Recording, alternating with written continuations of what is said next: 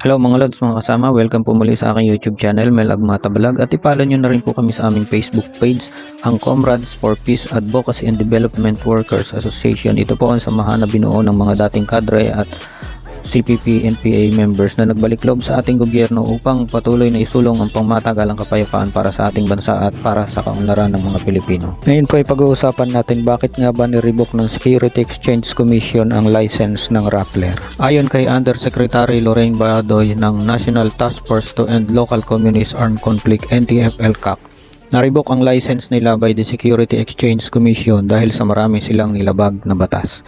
Mapag-uusapan na naman ang press freedom, aniya. Marami silang nilabag na batas sa ating bansa. Ang Rappler ay bunganga ng CPP, NPA, NDF, matapang na sinabi ni Undersecretary Lorraine Badoy. Sinabi rin ni Undersecretary Badoy na dapat lang isinara na ang Rappler noon pa. Tinawag din ni Undersecretary Lorraine Badoy na convicted si Maria Ressa dahil sa kasong cyber libel na naging sanhi ng pagkakakulong ni Maria Ressa ng Rappler. Ayon pa kay Undersecretary Lorraine Badoy na pinagtatakpan pa ng Rappler na hindi daw totoong urban operative ng CPP, NPA, NDF ang Kabataan, Anak Pawis, Bayan Muna, Alliance of Concerned Teacher at Gabriela. Dagdag pa ni Undersecretary Lorraine Badoy, tinatakpan niya ang muka ng mga ito. Nagpasalamat din si Undersecretary Lorraine Badoy sa pag-revoke ng license ng Rappler at ngayon po ay pakinggan natin ang kanyang mga pahayag. Pag-uusapan pa lamang ay napakaganda na. Ito ay syempre yung Signorin, alam naman natin itong media na ito, isa ito sa walang sawang tumitira rin po sa inyo. You know this media, and we have known this is the least trusted media sa ating bansa. Alam naman po natin kung ano ito, and this is Rappler, kung saan kahapon lang po, if I'm correct me if I'm wrong, Yusek, na revoke ang kanilang operating license para sa kanilang pamamahayag. Tama po ba, Yusek Lorraine? Oh yeah, na-revoke yung license nila by the Securities and Exchange Commission. Hindi ko pa alam exactly yung details, pero marami silang nilabag na batas. So malalaman natin na pinag-uusapan na naman dito, no, yung usual na press freedom. It has nothing to do with that. Walang connection yun. Marami silang nilabag na batas na ating bansa. At yun that was what the Securities and Exchange Commission acted on. And yung sinasabi mo, Franco, no, na yung binabash nila ako, pinag-iinitan ako, I never take things personally. Nawala yan sa akin, no. Pero alam ko naman kung bakit, kasi ang Rappler ay bunganga ng CPP, NPA, NDF. So tayo dito ay nagpapasalamat, no, na ginawa ng gobyerno ang trabaho niya. Kasi yung Rappler na yan, talagang dapat sinarado yan noon pa. Katulad nung ginawa but this is for a very different reason. Yung kay Secretary Esperon, yung sa NTC, pag-uusapan din natin mamaya yon, no, yung mga websites na pinasarado ng NTC, no, na hindi sila pinasarado, basta bawal na sila sa Pilipinas. Tuloy pa rin yung press freedom, no? Tuloy sila, pwede pa rin yung Kodaw, yung Bulatlat, no, pero hindi sila pinapayagan dito sa ating bansa. So, in other words, binibigyan natin ng proteksyon ang ating mga kababayan. Dito naman sa Rappler na ito, no, natanggalan ng lisensya. Noon pa yan, with impunity, at dami nilang nilabag na batas, foreign owned, foreign funded. No, bawal sa atin yon, press ito eh. Diba? So, nilalabag nila yan. So, I'm pretty sure we can already say, no, na we can already see na ang sasabihin nila sa mga boss, amo, chief nila, na press freedom itong sinisira, etc. etc. Diba? Yung parang doon sa amo nila, yung boss nila, si Maria Ressa, na yung convicted na criminal na inaapi daw siya sa Pilipinas, no, press freedom, she's the symbol of press freedom na really actually kaya siya naging dahil cyber libel ang nakomit niya, no. She was convicted in a court of law. So we're very happy that this has happened because Rappler, no, has put our citizens in harm's way.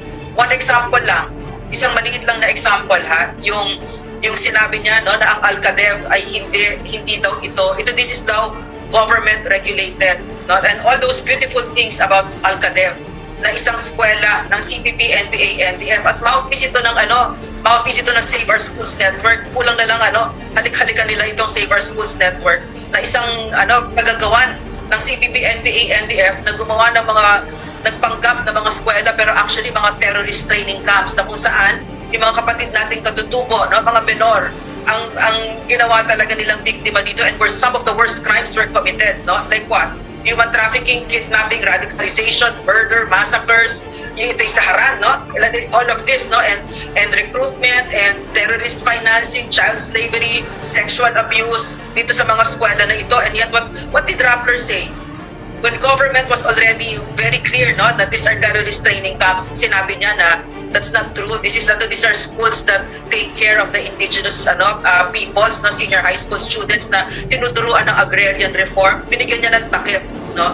And of recent note of which talagang umatras ang Facebook sa gobyerno, kasi ang sinabi ng Rappler, ang sinasabi ng National Security Advisor na si Secretary Esperon, and even me earlier, no, na hindi daw totoo na urban operatives ng CPP, NPA, NDF ang Kabataan, Anak Pawis, Bayan Muna, Alliance of Concerned Teachers at Gabriela. So binigyan niya ng takip itong mga ito, no. So we're so happy that this day has come. Good riddance, no. Salamat talaga.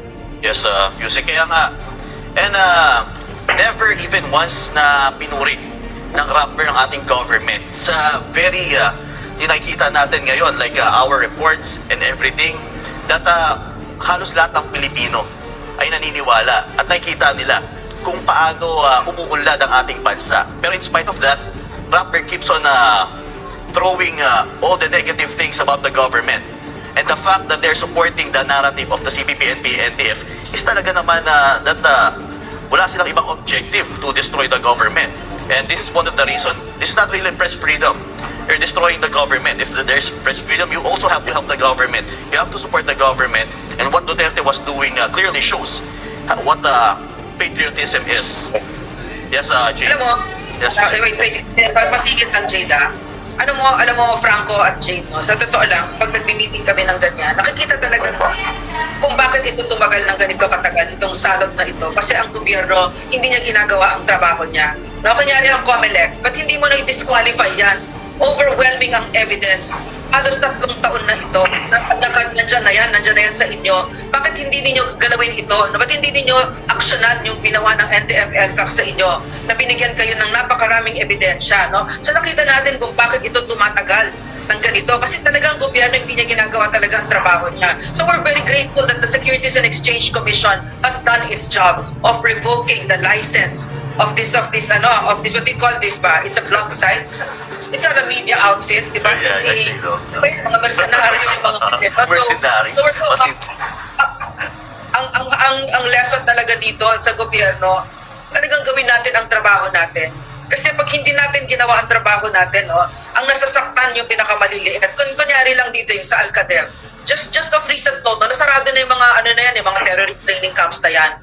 And yet kahit anong nasarado na siya, ang St. Scholastica's College, na hinihingan pa sila ng donation. Bakit? Kasi nandiyan sa Saints ko si Mary Jan Manansan, na isang Central Committee member ng CPP, NPA, NDF, no, na nililin lang niya yung mga magulang, yung mga bata. That's why you can see children as grade school. Meron ng mga placard, Aus Duterte. No, what am I saying? No? It was when someone, a parent will hear and reads Rappler and says, oh, okay naman pala itong Alcadem, let's give our donation. What you're funding is terrorism in our country, at ang nasasaktan dyan, yung pinakamaliliit natin mga kapatid, mga indigenous peoples down on the ground. Sila yung mga anak nila, as young as 5 years old, tinuturuan na tumangan ng baril. Mga bata dyan, pinaggagahasa, 8 years old, 10 years old, ng mga commander. No? So as people dito na privileged tayo, no? Gawin niyo naman yung trabaho ninyo. Alamin niyo naman, di ba? So, ito namang Rappler na ito, hindi naman talaga yan para sa tao. Which is why it's the least trusted, di ba? Alam naman ng Pilipino yan. And yet, napakahalaga na natanggal na ito at ginawa na kasi ng SEC ang kanyang trabaho, ng Securities and Exchange Commission. So, yes, sir. Mga kaibigan, dito po nagtatapos ang pahayag ni Undersecretary Lorraine Badoy. At kung isa ka po sa mamamayan na nagnanais ng pamatagalang kapayapaan at kaunlaran para sa ating bansa, hinihiling po namin na mag-like and subscribe ka sa videong ito, at i-follow nyo na rin po kami sa aming Facebook page, ang Comrades for Peace, Advocacy and Development Workers Association. Magandang araw po sa inyo lahat. God bless.